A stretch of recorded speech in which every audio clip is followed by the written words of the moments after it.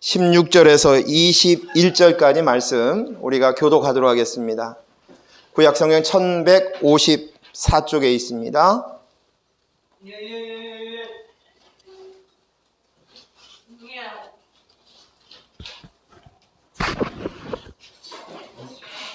우리 교독하겠습니다.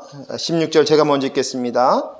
7일 후에 여호와의 말씀이 내게 임하여 이르시되 내가 너를 이스라엘 족속의 파수꾼으로 세웠으니 너는 내 입의 말을 듣고 나를 대신하여 그들을 깨우치라. 가령 내가 악인에게 말하기를 너는 꼭 죽으리라 할 때에 내가 깨우치지 아니하거나 말로 악인에게 일러서 그의 악한 길을 떠나 생명을 구원하게 하지 아니하면 그 악인은 그의 죄악 중에 죽으려니와 내가 그의 피값을 내 손에서 찾을 것이고 내가 악인을 깨우칠 때 그가 그의 악한 마음과 악한 행위에서 돌이키지 아니하면 그는 그의 죄악 중에서 죽으려니와 너는 내 생명을 보존하리라. 또 의인이 그의 공의에서 돌이켜 악을 행할 때에는 이미 행한 그의 공의는 기억할 바 아니라 내가 그 앞에 거치는 것을 두면 그가 죽을지니 이는 내가 그를 깨우치지 않음이니라. 그는 그의 죄 중에서 죽으려니와 그의 피값은 내가 내 손에서 찾으리라. 그러나 내가 그 의인을 깨우쳐 범죄하지 아니하게 하므로 그가 범죄하지 아니하면 정령 살리니 이는 깨우침을 받음이며 너도 내 영혼을 보존하리라. 아멘.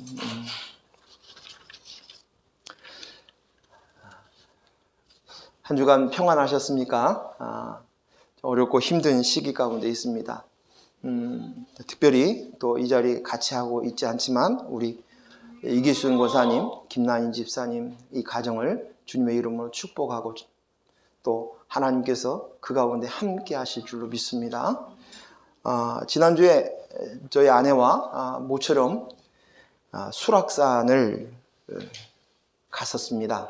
수락산 산행을 가는데 산행의 첫걸음부터 또 제가 깜짝 놀랐어요. 이미 뉴스로 들어서 알고는 있었는데 주변 환경이 너무 바뀌어져 있었습니다. 그 주위에 많은 식당들이 진리배에 있었는데 그곳이 뻥 뚫려 있었습니다. 넓게 뚫린 공간, 경치, 그리고 계곡의 시원함이 우리를 맞아 주었습니다. 물론 주위에 있는 단풍은 이루 말할 수 없이 아름다웠습니다. 차를 주차하고 과거 가게가 질비했던 식당이 질비했던 그 길을 거슬러 올라갔습니다. 예전에는 그곳에 차를 한번 대려고 해도 또 그 자리에 자리를 앉으려고만 해도 자릿세를 내어야만 되었고 눈치가 보여서 음식을 시켜야만 되었던 곳이었습니다. 그런데 지금은 말끔히 정리가 되어 있었습니다. 아주 상쾌했습니다. 그런데 제가 그곳을 지나면서 이런 생각이 들어갔어요. 지금까지 많은 사람들이 자신들의 소유도 아닌데 주인 행세를 하면서 장사를 했었네.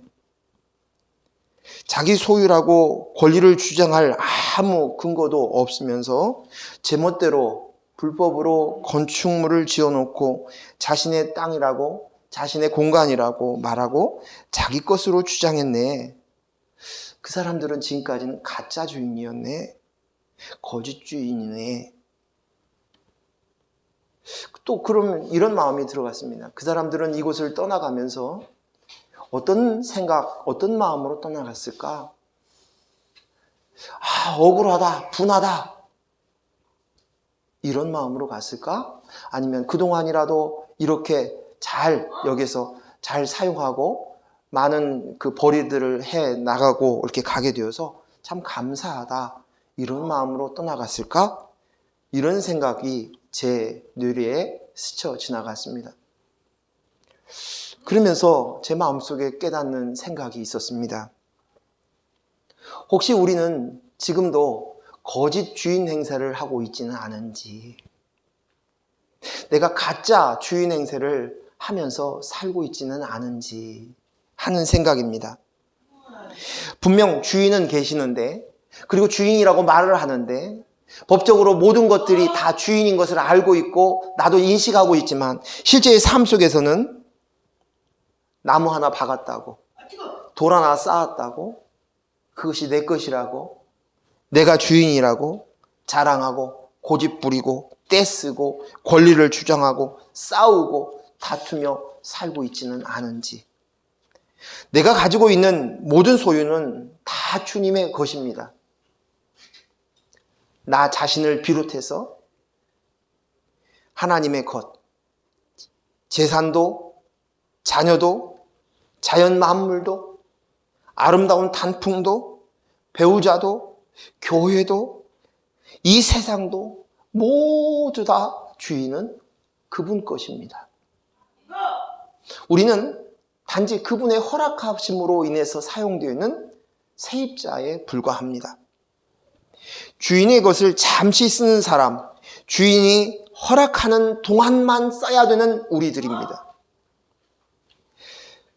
그런데 이 세상을 바라보면 끝까지 자기 소유를 주장하고 주인을 알아보지 못하면서 인본으로 살아갑니다. 주인을 알아보지 못하면 결국 인본으로밖에 살 수 없는 존재가 우리입니다. 사랑하는 귀한 성도 여러분, 우리는 아무것도 내 소유가 없습니다. 내 건강도, 내 자식도, 내 자녀도, 내 집도, 내 사람도, 내가 가지고 있는 모든 소유들은 그분 것입니다. 아무것도 내 것이 아닙니다. 오늘 이것을 인정하실 수 있기를 바랍니다. 이 인식이 오늘 내 속에서 있을 때 우리 속에 진정한 자유함이 있을 줄로 믿습니다. 주인을 바로 아는 것. 그러면 주인 행세를 그만둘 수 있습니다. 그리고 이 세상 끝, 내 인생의 끝을 생각할 수 있는 것입니다. 아, 기간이 있구나. 어젯밤 저희가 이제 잠을 자는데 언제나 그렇듯이 밖에 가게에서 아주 시끄러운 소리들이 들려서 저희들의 수면을 방해했습니다. 그런데 저희 부부가 그런 이야기를 나눴어요. 아, 예전에는 저 소리가 그렇게 듣기 싫더니 짜증이 나더니 지금은 들을만 하네. 그리고 웃었어요. 왜요? 기간이 정해져 있어요. 제가 이 집에서 살 기간이 정해져 있어요. 새로 집에 들어갈 그 날짜가 정해져 있어요. 그러니 그 시간이, 그 소리가 대수롭지 않게 들을만 했어요. 참을만 했어요. 오늘 우리가 그분의 주인, 그분의 때, 그분의 시간을 우리가 인식하고 인지하며 살 수 있기를 바랍니다. 그때 오늘 우리 안에 자유함이 있고 견딜만 하고 참을만 하고 편안한 마음이 내 속에 찾아와 자리를 잡을 줄로 믿습니다. 오늘 본문의 말씀은 하나님께서 에스겔 선지자를 부르면서 두 번째로 하신 말씀이에요. 그런데 우리를 향해서 우리를 향해 에스겔 선지자를 한 얘기가 뭐냐? 너는 이스라엘 족속의 파수꾼으로 세운다 라고 말씀하십니다. 17절 말씀에 인자야, 내가 너를 이스라엘 족속의 파수꾼으로 세웠으니 너는 내 입의 말을 듣고 나를 대신하여 그들을 깨우치라 라고 말씀하십니다. 파수꾼은 성벽 위나 망대에서 성 밖을 지켜보면서 적군의 침략이나 외부에서 닥치는 위험을 미리 감지하면 즉시 성 안에 있는 사람들에게 알려주는 중요한 임무를 띈 사람입니다. 파수꾼이 임무를 소홀히 하면, 그 한 사람이 소홀히 하면 자신은 물론이거니와 성 안의 모든 사람들이 위험에 빠지게 됩니다. 그래서 이사야 선지자는 예루살렘 지도자들을 본연의 임무를 제대로 수행하지 못하자 그들을 빗대어서 짖지 못하는 개들과 같다라고 얘기했습니다. 제대로 수행하지 못하는 파수꾼인 그들은 짖지 못하는 개와 같다라고 얘기합니다.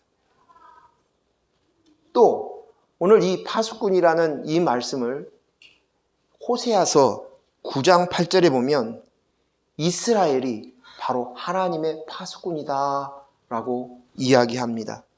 제가 읽어드리겠습니다. 호세아서 9장 8절에 에브라임은 이스라엘의 다른 이름입니다. 이스라엘은 나의 하나님과 함께한 파수꾼이며, 선지자는 모든 길에 친 새 잡는 자의 그물과 같고 그의 하나님의 전에는 원한이 있도다. 이 말은 무엇입니까? 이스라엘은 너희가 파수꾼이야. 하나님이 세운 파수꾼이야. 그런데 너희가 지금 다스리고 있는 지도자들은, 지도자를 세운 선지자들은 영혼을 망가뜨리고 잡아당기는, 끌어당기는, 망하게 만드는 그물과 같아. 그리고 하나님께, 심지어 성전에서 하나님께 원한을 가지고 서 있다 라고 이야기하고 있는 것입니다. 하나님은 저와 여러분을, 이스라엘인 저와 여러분을 하나님과 함께한 파수꾼이라고 부르십니다.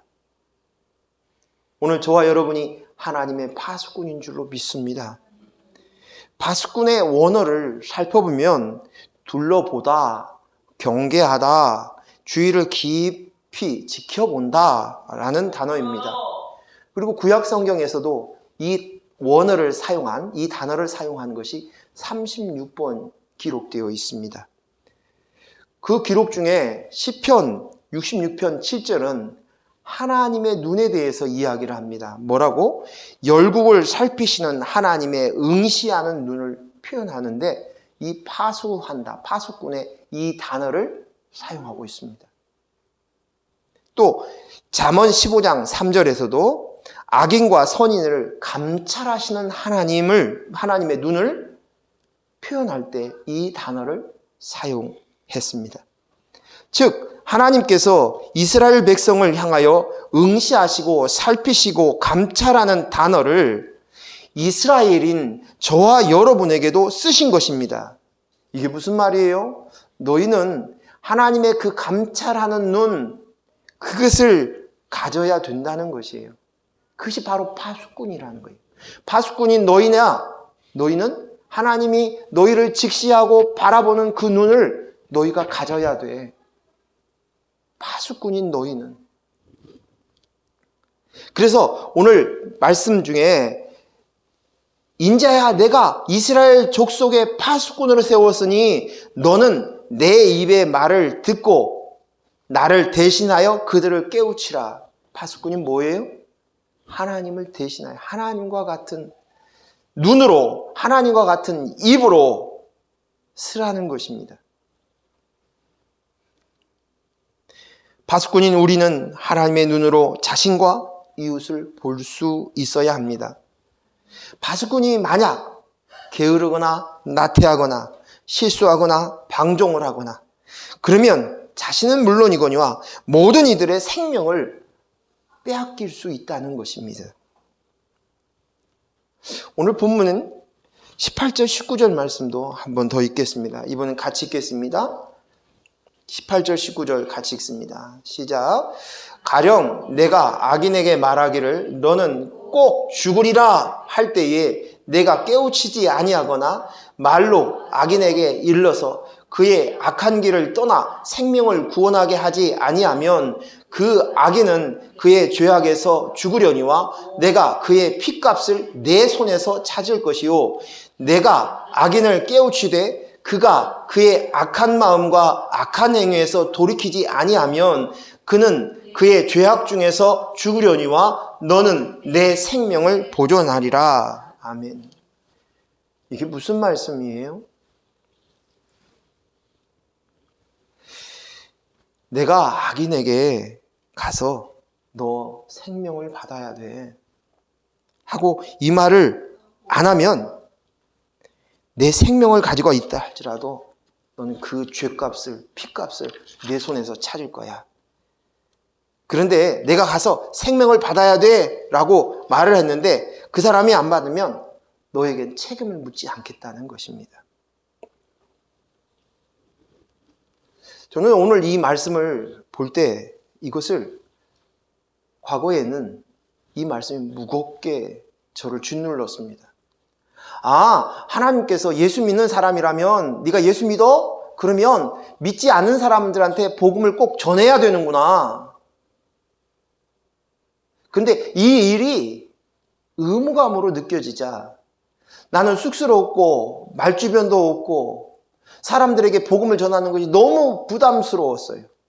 용기가 필요했고 이건 난 못하는데 할 수 없는데 라는 생각들이 있었어요.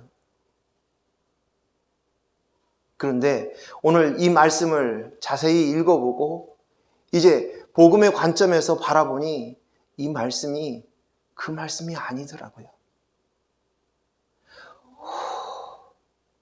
그 말씀이 아니에요. 오늘 본 말씀에 너는 꼭 죽으리라 라고 얘기합니다. 너 생명 없으면 너는 죽으리라, 죽어 라고 얘기하라는 거예요. 너는 꼭 죽으리라. 이 말씀이 어디에 나와 있습니까? 창세기에 아담을 향하여서 너가 선악과를 따먹는 날에는 너는 정령 죽으리라 이 말씀이에요. 같은 말씀이에요. 선악과는 무엇입니까? 선악과. 하나님의 것입니다. 선악과는. 그러게 그것을 따먹지 말라는 것이에요. 그런데 그 선악과를 따먹었다는 것은 내가 선악을 가르겠다는 말이에요. 이 말은 무슨 말이냐면 내가 하나님이 되어서 내가 옳고 그름을 나누겠다는 것이에요. 그래서 선악과를 따먹었다는 것은 내가 하나님의 자리에 서겠다는 것이에요. 너가 하나님처럼 눈이 밝아질 거야. 하나님이 될 거야. 라고 얘기했던 사단의 말을 들은 거예요.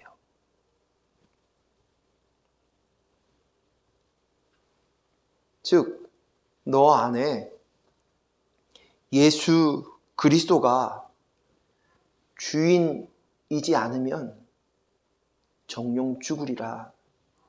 선악과를 따먹으면서도 죽었지. 하나님과 관계가 끊어졌지. 그래서 이제는 죽었지.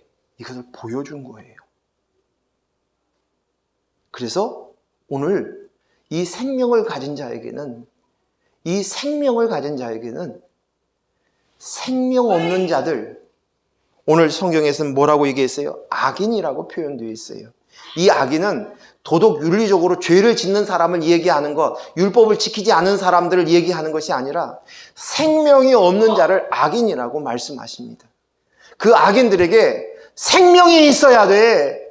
예수 그리스도의 영이 내 안에 있으므로 내 영이 살아나야 돼. 그래야만 살아날 수 있어. 인생을 살아가고 있는 그들에게 영생을 살아야 된다고 가르쳐 주시는 메시지.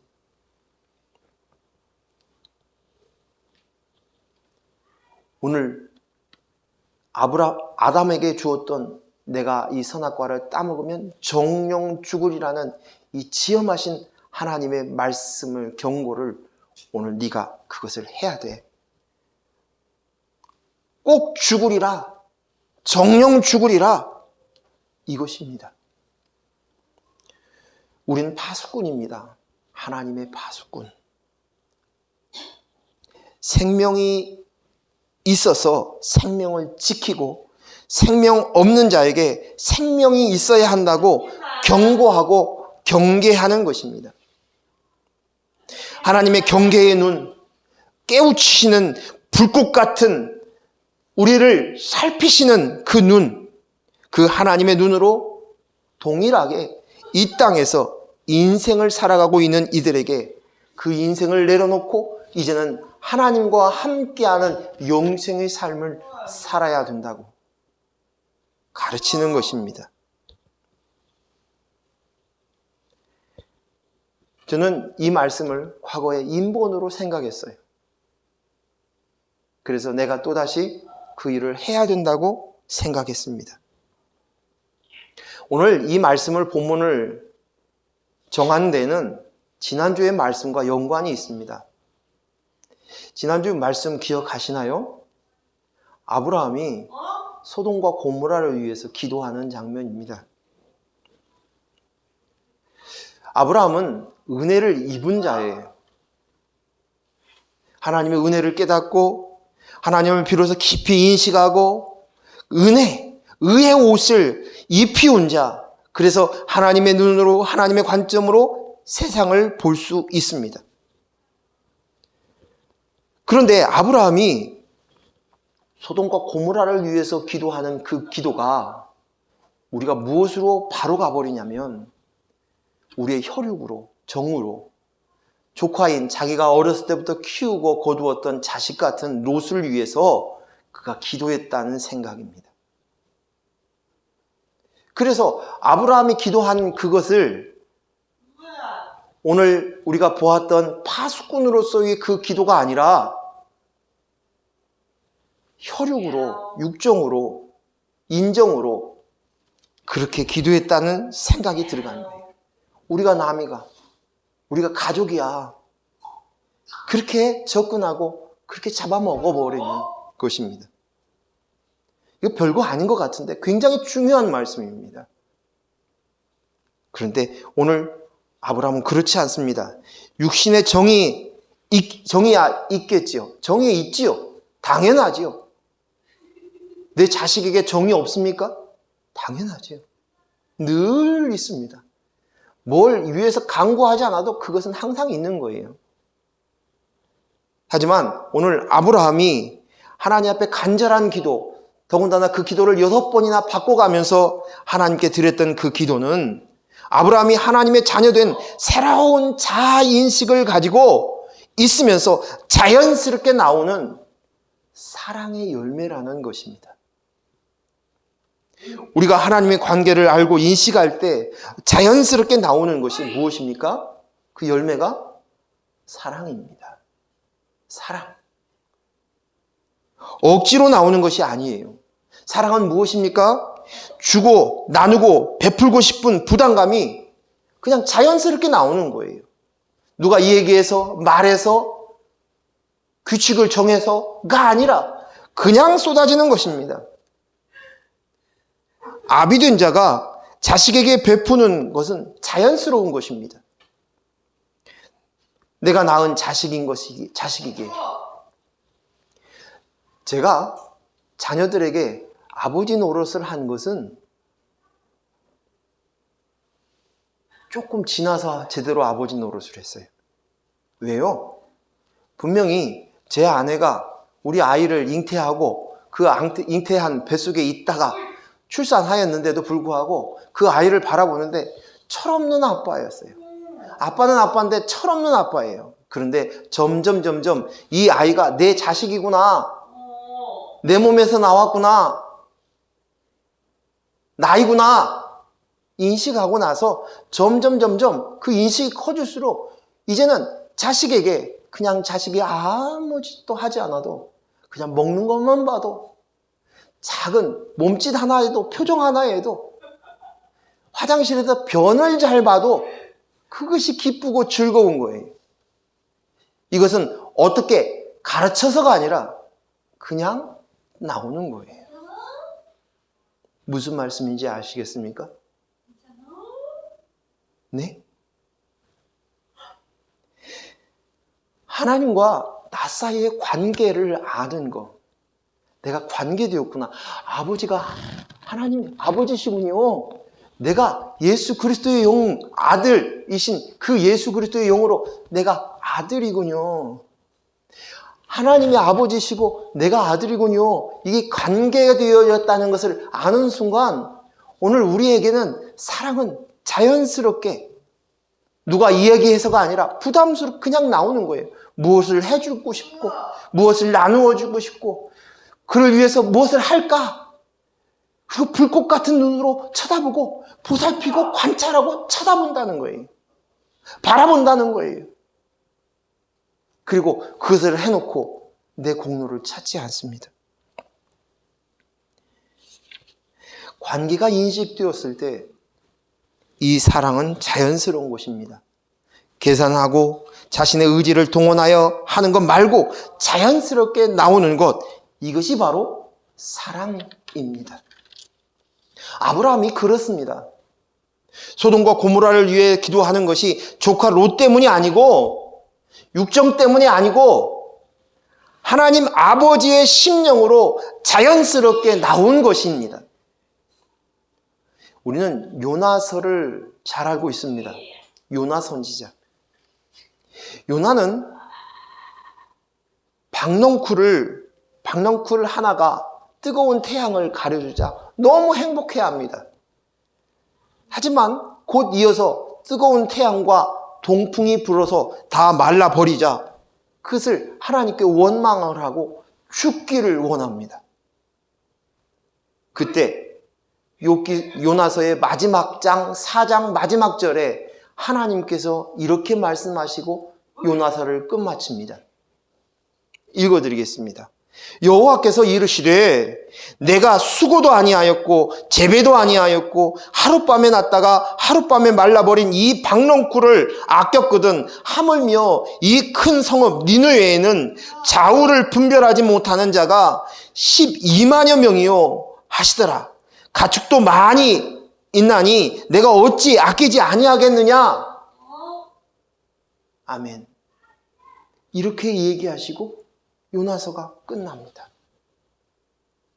오늘 하나님께서 그들을 향하여서 12만여 명 좌우를 분별하지 못하는 그리고 수많은 가축들을 바라보시며 하나님이 아끼시지 않겠느냐? 하나님의 마음을 네가 알겠느냐? 억지로 충성하고 억지로 순종하여서 니네의 성까지 와서 하나님의 말씀 앞에 순종하였으나 아직도 그 마음 가운데는 하나님의 마음, 하나님의 생각, 하나님의 관점들이 없는 그들을 향하여서 그 요나를 향하여서 이 얘기하는 것입니다. 요나는 비로소 하나님의 마음을 깨닫는 이것이 요나서의 가장 중요한 메시지입니다. 자신의 억지로 복종을 하고 마지못해 순종으로 섰던 요나가 비로소 아버지 하나님의 마음을 깨닫게 되는 것입니다.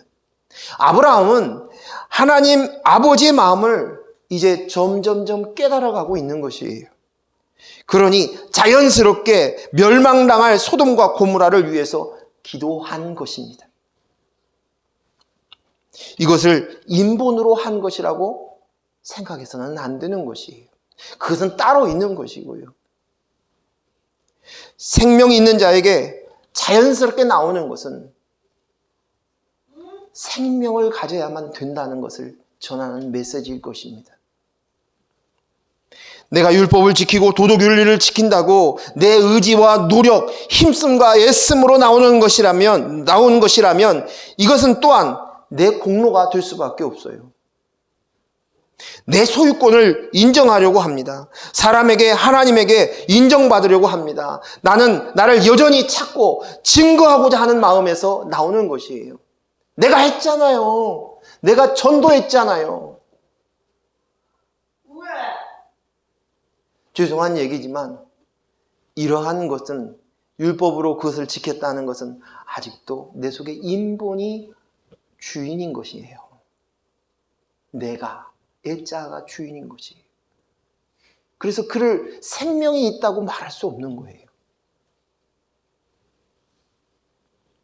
그런데 자연스럽게 하나님과 내 사이의 관계, 이제 생명이 들어옴으로 말미암아 하나님이 누구신가?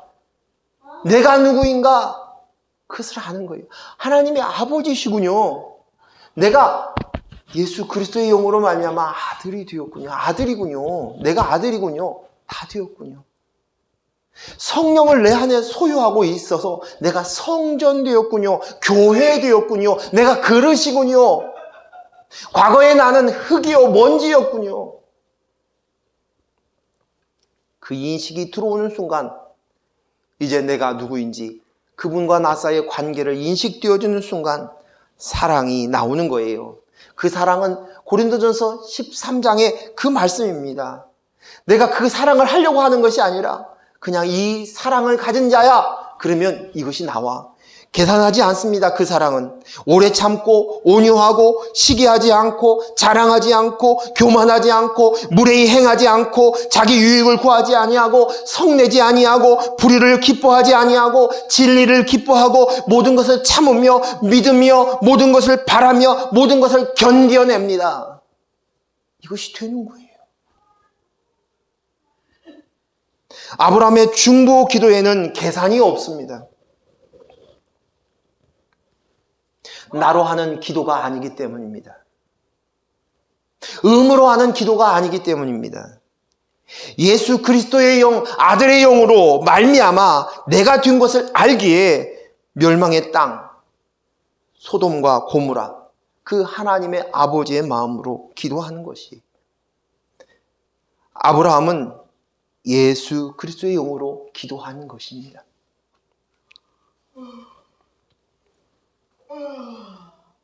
예수 그리스도가 멸망할 나를 위해서 내가 되어 내 죄를 지시고 십자가에 죽으셨던 것처럼, 그리고 십자가에서 우리를 위하여 저들의 죄를 용서하여 주시옵소서라고 마지막 기도를 드렸던 그 예수님의 중보 기도가 오늘 멸망당할 그 소돔과 고모라를 향하여서 드렸던 중보 기도하는 아브라함에게 있었다는 것이,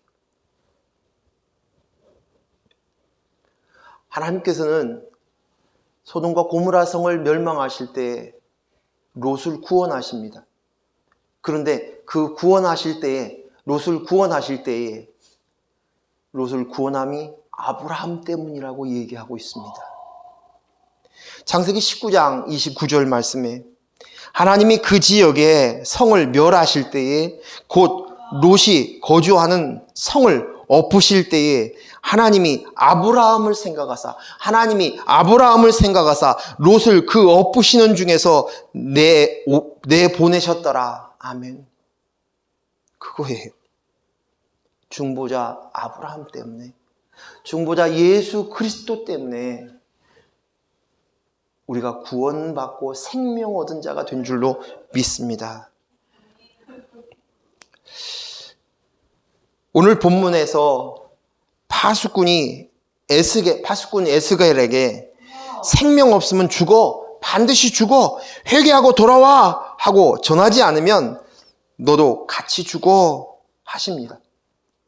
그러면 이것을 또 율법으로 받으면